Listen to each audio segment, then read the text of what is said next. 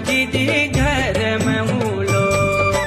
छुट्टी जब मिलली दीदी घर में उलो। ते तक भीटाई दीदी लूला जरूर। चरबना भीटाई दीदी झूला जरूर।